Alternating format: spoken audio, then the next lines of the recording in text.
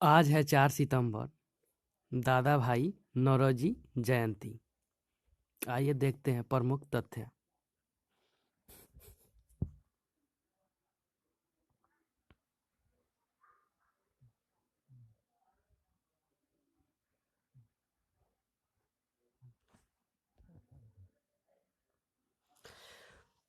दादा भाई नौरोजी का जीवन परिचय।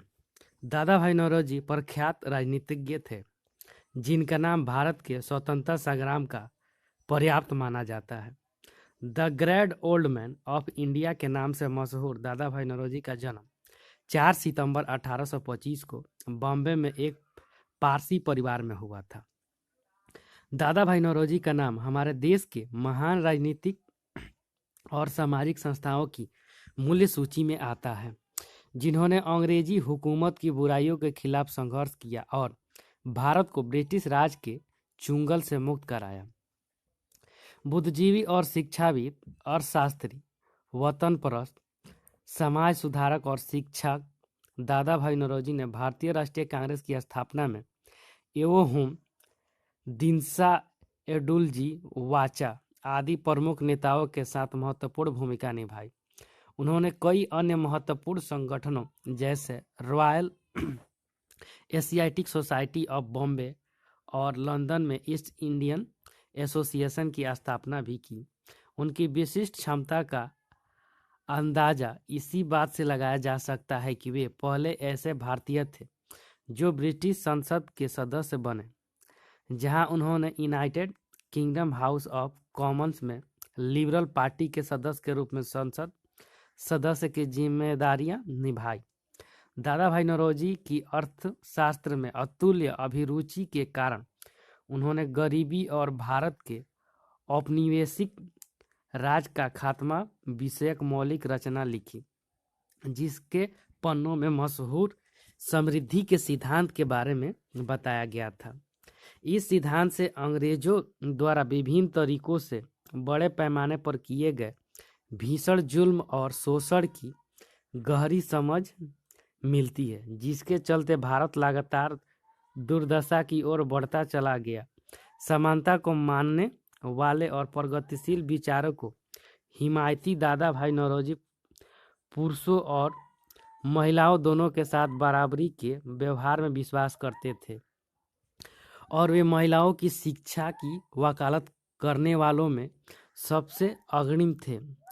उत्तरवादी नजरिया रखने के नाते उन्होंने हर तरह के जातिगत भेदभाव और उत्पीड़न का कड़ाई से विरोध किया और संवैधानिक प्रक्रियाओं के महत्व को बरकरार रखा। दादा भाई नौरोजी का शुरुआती जीवन। दादा भाई नौरोजी का जन्म बॉम्बे में गुजराती बोलने वाले पारसी परिवार में हुआ था, जो उस समय ब्रिटिश राज के प्रशासनिक नियंत्रण में था। छात्र जीवन के दौरान वे बड़ौदा के महाराजा सयाजीराव गायकवाड़ तृतीय की देखरेख और संरक्षण में थे। वहां उन्होंने महाराजा के दीवान मंत्री की भूमिका निभाई। यह उनका ही प्रभाव था कि समय बीतने के साथ धीरे धीरे दादा भाई नौरोजी का दृष्टिकोण दुनिया के प्रति न्याय संगत और प्रगतिशील हो गया। इसके बाद दादा भाई नौरोजी ने 1 अगस्त 1851 को रहनुमाई मैदासने की स्थापना और जरतुष्ट को पुनर्स्थापित करने में जुट गए।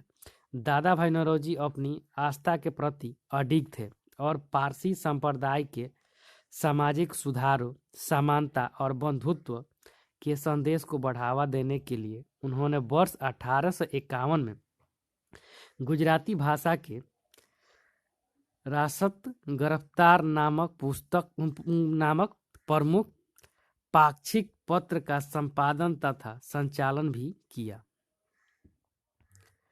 1855 में बॉम्बे के एलिफिंस्टन कॉलेज में दादा भाई नौरोजी को प्राकृतिक दर्शन शास्त्र और गणित के प्रोफेसर के रूप में नियुक्त हुए। पहली बार इतिहास ने भारतीयों को ऐसा शैक्षणिक दर्जा हासिल करते हुए देखा।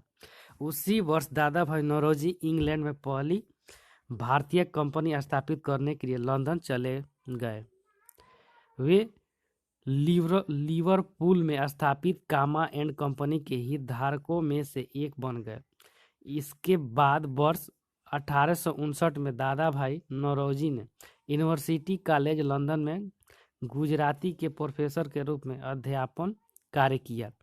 भारतीय राजनीतिक, सामाजिक और आर्थिक स्थिति से निपटने के मामलों में योगदान देने के लिए दादा भाई नौरोजी ने वर्ष 1865 में लंदन इंडियन सोसाइटी की स्थापना की। दादा भाई नौरोजी के सबसे महत्वपूर्ण फैसलों में से एक, जिसने भारत के स्वतंत्रता संग्राम के रुख को बदल दिया था, ईस्ट इंडिया एसोसिएशन की स्थापना थी, जो भारतीय राष्ट्रीय कांग्रेस के मुख्य संस्थाओं में से एक थी। इस संगठन ने अंग्रेजों के सामने भारतीयों की ताकत, उन्हें प्रभावित करने वाले मसलों और उनके नजरियों को रखने की कोशिश की, और बाद में यह भारतीय लोगों को हीन बताने वाले गोरे अंग्रेजों ने नस्लीय वर्चस्व को चुनौती देने वाला महत्वपूर्ण मंच साबित हुआ। वे वर्ष 1885 से वर्ष 1888 तक बॉम्बे के विधान परिषद सदस्य बने और उन्होंने वर्ष 1874 में बड़ौदा के प्रधानमंत्री का पद भी संभाला। दादा भाई नौरोजी सर सुरेंद्रनाथ बनर्जी द्वारा स्थापित इंडियन नेशनल एसोसिएशन के एक सदस्य भी थे। यह संगठन बाद में वर्षों में भारतीय राष्ट्रीय कांग्रेस में रूपांतरित हुआ। भारतीय राष्ट्रीय कांग्रेस के जन्म के बाद उन्हें वर्ष 1886 में इसका अध्ययन चुना गया। इसके बाद उन्होंने 1893 और 1906 में भी भारतीय राष्ट्रीय कांग्रेस के अध्यक्ष के रूप में अपनी जिम्मेदारियों का निर्वहन किया।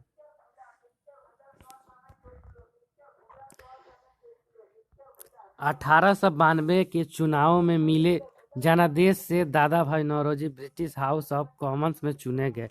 इससे पहले कोई भी भारतीय इस तरह के उत्तरदायित्व के लिए नहीं चुना गया था और वे 1892 से 1895 तक इस पद पर रहे। दादा भाई नौरोजी ब्रिटिश संसद के पहले भारतीय सदस्य बने, जहां उन्होंने भारत की भलाई के बारे में लगातार अपनी राय रखी। वर्ष 1901 में उन्होंने poverty and on British rule in India का प्रकाशन किया। इस पुस्तक में बताया गया कि अंग्रेजों ने किस तरह भारत की संपत्ति और संसाधनों की लूट खसोट की, जिसके कारण भारत में लगातार अभाव और गरीबी और दुर्दशा बढ़ती चली गई। भारतीय स्वतंत्रता आंदोलन के संदर्भ में यह सबसे महत्वपूर्ण पुस्तकों में से एक है। Thank you friends.